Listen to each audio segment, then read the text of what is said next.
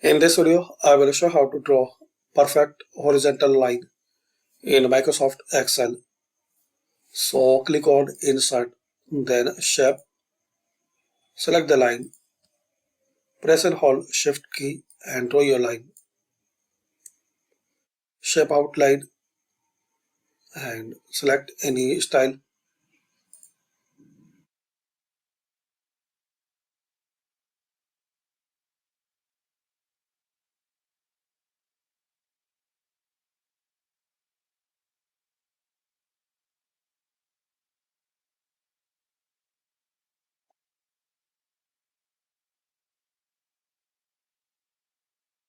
And you can increase the size, you can rotate it, you can keep in any form.